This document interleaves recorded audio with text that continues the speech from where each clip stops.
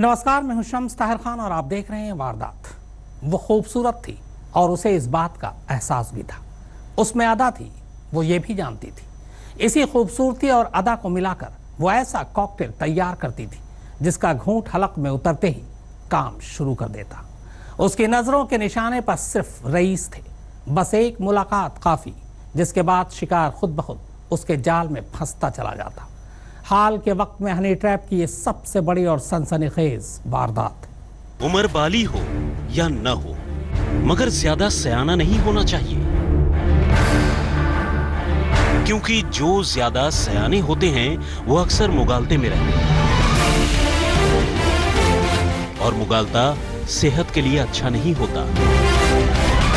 एक मुगालता उसने भी पाला था जिसे लोग अदा कहते हैं। हाय, दिस इज डीजे अदा। हाँ, ये सच है कि उसमें अदा थी रिझाने की और फंसाने की।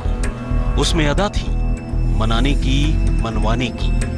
उसमें अदा थी अदा दिखाने की। परहेज कीजिए इन आंखों से, इस मुस्कुराहट से, क्योंकि इस अदा से फासला जरूरी है। इस अदा को कभी अपना मत समझिएगा, वरना जब ये अदा बदलती है तो यकीन मानिए दिल को चुभती बहुत है। बेसिकली ये लोग टारगेट करते थे धनी लोगों को और उसको अपनी पहल पे फिर उसको अपने जाल में फंसाते थे और उसके बाद फिर मुकदमा दर्ज कराते थे। ये मिलती वहीं थी जहां रोशनी मध्यम और आवाज का शोर ज्यादा होता था। कभी ये हसीना बनकर मिली, कभी डीजे बनकर, मगर मिली उन सब से जो रईस थे।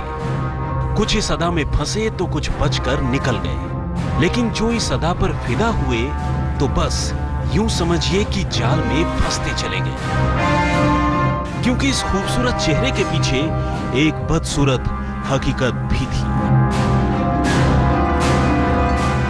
पूरा गिरोह का जो उद्घाटन हुआ था, एसओजी ने उद्घाटित किया था दिसंबर के लास्ट में, और इस पर्टिकुलर केस में इस लड़की ने अपने जाल में एक डॉक्टर को फंसा लिया था और फिर उनके खिलाफ एक मुकदमा दर्ज करा दिया था, जिसमें डॉक्टर को 78 दिन जेल में गुजारने पड़े थे।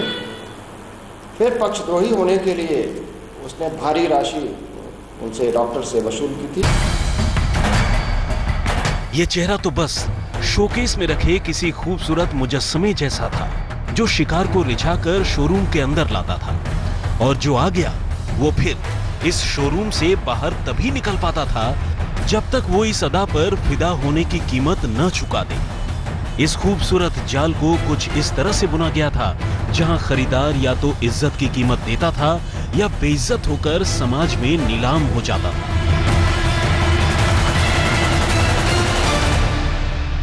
इनकार करने की हिमाकत करने का तो कोई तसव्वुर भी नहीं कर सकता।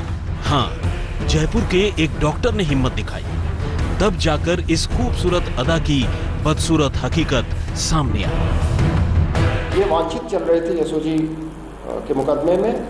जैसे ही हमारे अधिकारियों को पता चला कि ये बॉम्बे में है और वहाँ एक कार्यक्रम कर रही है, तो यहाँ से टीम को तुरंत रवाना किया गया और उन्होंने वहां से इसको दस्तयाब किया।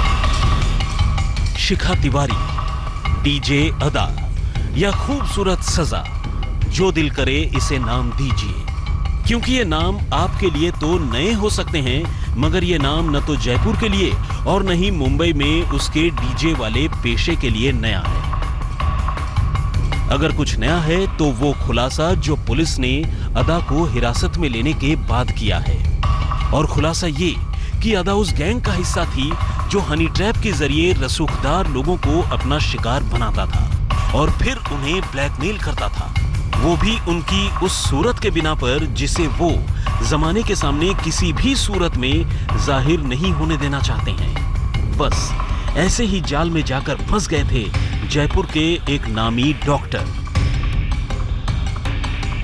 ब्लैकमेलिंग के इस गिरोह ने जयपुर में पिछले 3 साल से कहर बरपा रखा था। इस गैंग के लोग पहले शिकार तलाशते थे, फिर इन लड़कियों को उनको फांसने के लिए भेजते थे। डॉक्टर्स, इंजीनियर्स, अधिकारी, सभी तरह के लोग इनके गैंग में फंसकर करोड़ रुपए इनको दे चुके हैं। अदा उन्हीं खूबसूरत चेहरों में से एक थी जो जयपुर में एक्टिव ब्लैकमेलर ब्यूटी गैंग का हिस्सा थी और उसके जरिए कई शिकारों को जाल में फंसाकर ये गैंग उनसे करोड़ों रुपए बटोर चुका था। अपनी खूबसूरती के सहारे जयपुर में रहते हुए अदा ने शान शौकत का सारा सामान जुटाया और जयपुर से मुंबई आ गई और अपनी पहचान बदलकर डीजे अदा के नाम से रह रही थी। मगर अपनी खूबसूरती को ही अपना हथियार बनाकर तरक्की की सीढ़ियां चढ़ते हुए अदा ने कभी नहीं सोचा था कि वो जुर्म के दलदल में धंसती जा रही है, जिसका अंजाम कतई अच्छा होने वाला था नहीं। जितनी खूबसूरत शिखा की अदा थी, उतनी ही दिलचस्प वो कहानी जिसने जाने अनजाने उसे इस ब्लैकमेलिंग के बड़े रैकेट का अहम हिस्सा बना दिया।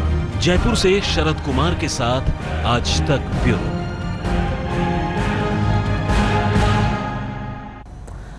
अक्सर ऐसे मामलों में कहानी एक जैसी होती है। दौलत, शोहरत और ऐशो आराम के चक्कर में लड़कियां जुर्म की दुनिया में कदम रखती हैं और इस दलदल में फंसती चली जाती हैं। ठीक वैसे ही जैसे डीजे अदा चमचमाती दुनिया की चमक में चौंधिया गई। मगर ये कहानी अकेली अदा की नहीं है, बल्कि बस एक रात में रईसों को कंगाल बनाने वाले इस ब्लैकमेलिंग रैकेट में कई अदा और भी हैं, जिन्हें पैसों की चाहत ने मुजरिम बना दिया। जयपुर से अपने हुस्न के दम पर शोहरत का सारा सामान जुटाकर मुंबई में डीजे बन चुकी अदा शायद ये भूल गई थी कि जुर्म पीछा जरूर करता है और पहचान बदलने से जुर्म छुपता नहीं। मगर जिस हनी ट्रैप गैंग की हिस्सा शिखा उर्फ अदा थी, उसमें आकांक्षा भी थी, जिसे उसी गैंग ने रईसों को फंसाने के लिए जयपुर में शानदार फ्लैट और लग्जरी कार दे रखी थी। और ये भी उसी अक्षित के झांसे में आई थी जिसने शिखा को अदा बनाया था। संपर्क में डायरेक्ट नहीं आई, उन्होंने जॉब का ऑफर दिया, पेपर में ऐड निकाला था रिपोर्टर और पीए के लिए, उसके जॉब इंटरव्यू के लिए जॉब में सकता। हनी ट्रैप के इस गिरोह के काम करने का तरीका बड़ा ही नेचुरल होता था। ये पहले रईसों की लिस्ट तैयार करते थे और एक ही वक्त में गैंग की लड़कियां अपने हुस्न के जाल में उन्हें फंसाने की कोशिश करती थी। कुछ तो महंगे नाइट क्लबों में इन लड़कियों का आसान शिकार बन जाते थे और कुछ के लिए बाकायदा ये गैंग जाल बिछाता था, जैसे जयपुर के एक मशहूर डॉक्टर को फंसाने के लिए बिछाया गया। मरीज बनकर डॉक्टर के पास पहुंची अदा और इलाज के बहाने ही अदा ने बढ़ाई थी डॉक्टर से नजदीकियां। इतना ही नहीं, अदा के कहने पर ही उसके साथ पुष्कर चले गए थे डॉक्टर, और पुष्कर में डॉक्टर ने अदा के साथ बिताई थी एक रात, जहां अदा ने धोखे से खींच ली थी डॉक्टर की आपत्तिजनक फोटो और फोटो खींचने के बाद शुरू हुआ धमकी भरे फोन का सिलसिला। फोन पर हनी ट्रैप गैंग ने फोटो के बदले डॉक्टर से मांगे थे 2 करोड़ रुपए, जिसे देने से मना करने पर अदा ने डॉक्टर के खिलाफ कराई थी रेप की रिपोर्ट और बलात्कार के मामले में डॉक्टर को जेल में बिताने पड़े थे 78 दिन। गैंग को मालूम था कि एक अच्छे भले डॉक्टर को जेल भेजने के बाद उसके घर वाले उससे संपर्क जरूर करेंगे, और हुआ भी यही। और तब इस गैंग ने 1 करोड़ 5 लाख रुपए पर बात तय की, जिसके बाद अदा कोर्ट में बयान से मुकर गई। मगर अपनी जिल्लत से बौखलाए डॉक्टर ने जेल से निकलने के बाद उल्टा अदा के खिलाफ केस दर्ज करा दिया, और तब हुआ इस हनी ट्रैप गैंग का खुलासा। इसमें एक डॉक्टर को इन लोगों ने ब्लैकमेल किया था, इस गैंग ने। तो उसमें शुरू से एक जो शिखा नाम की लड़की है, उसका नाम फर्स्ट डे से ही आ रहा था और वो एब्सकॉन्ड हो रही थी। तो अब उसको अभी हमने कुछ दिन पहले बॉम्बे से हमारी एक टीम उसको अरेस्ट करके लाई। जयपुर की एसओजी यानी स्पेशल ऑपरेशन ग्रुप को ये जिम्मेदारी सौंपी गई थी, जो अब तक इस मामले में इस रैकेट के 35 लोगों को गिरफ्तार कर चुकी है, जिसमें 5 लड़कियां भी हैं और उन्हीं में से एक अदा है और दूसरी ये आकांक्षा, जिसे अक्षित नाम के फर्जी पत्रकार और गैंग के मास्टरमाइंड ने रईसों को फंसाने के लिए शानदार फ्लैट और लग्जरी कार दे रखी थी। उसके इंटरोगेशन में ये बात आई कि इसी पूरे ब्लैकमेलिंग के मामले में जो एक अक्षत शर्मा, जो कि अपने आप को कोई न्यूज़ चैनल का एक संचालक बताता था, तो उसकी एक सहयोगी या ये कह लीजिए कि उसकी एक फ्रेंड ने भी इसमें मदद की इस ब्लैकमेल करने में। तो वो लेडी, उसका नाम है आकांक्षा और वो अजमेर की रहने वाली है।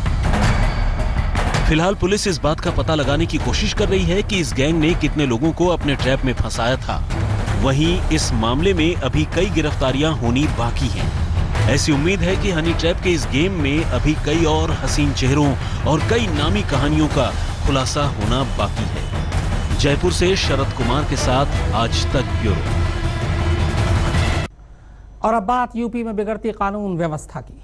2 मिनट और 7 सेकंड, जी हाँ, सिर्फ इतना ही वक्त लगा था लुटेरों को मथुरा के 2 जौहरियों से दिन दहाड़े करोड़ों की लूट करने और फिर उनका कत्ल करने में।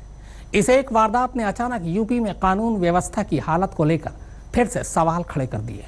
योगी सरकार पर उंगलियां उठ रही हैं। यही वजह है कि मुख्यमंत्री आदित्यनाथ योगी ने राज्य के डीजीपी को आनन फानन में मथुरा भेज दिया। हम आपको सिक्योरिटी देंगे और ये हमको सिक्योरिटी मिल रही है। अरे हम प्रगति बढ़ रही है हमारी। उसका बच्चा गया है, उसका चीज का पूछो। ये आंसू हैं एक बेबस बाप के। आदमियों ने पहुंचाया पर होली गेट के पास खड़ी हुई पुलिस नकारा बनी रही। ये बयान है यूपी के सीएम योगी आदित्यनाथ के। ये गुस्सा है लोकतंत्र में सबसे ताकतवर मानी जाने वाली पब्लिक का। उसका बच्चा गया है, उसका चीज का पूछो। ये आश्वासन है योगी के मंत्री का। परिवारों के प्रति हमारी सरकार की संवेदना है। हमारे मुख्यमंत्री जी दुखित हैं और उन्होंने अपनी नाराजगी भी व्यक्त की है। और ये वादा है पुलिस के सबसे बड़े बॉस यानी डीजीपी का। ये मैं भरोसा देता हूँ, मेरी बात का आप विश्वास करें। यहाँ पे हम विशेष तौर पे ये व्यवस्था करेंगे कि ऐसे स्थानों पे विशेष तौर पर व्यापारियों के साथ जो घटनाएं हुई हैं, इन घटनाओं की पुनरावृत्ति न हो। लेकिन सच्चाई तो ये है कि अगर सूबे की कमान संभालते ही चाक चौबंद प्रशासन का जनता से किया गया वादा योगी सरकार ने धरातल पर उतार लिया होता तो आज इतनी बातों की जरूरत ही नहीं पड़ती।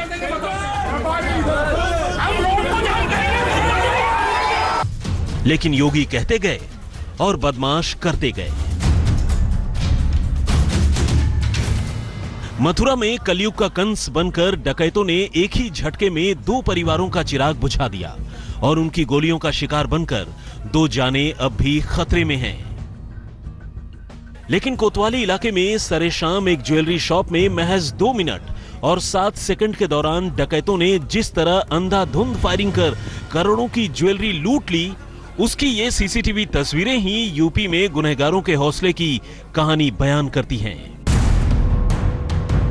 रात ठीक 8:20 पर सबसे पहले हाथ में पिस्टल और चेहरे पर रुमाल बांधे एक डकैत दुकान में लगे शीशे के दरवाजे पर लात मारता है और इससे पहले कि वहां मौजूद लोग कुछ समझ पाए, वो एक ही झटके में चैनल डोर खिसकाकर अपने एक और हथियारबंद साथी के साथ अंदर घुसने की कोशिश करता है।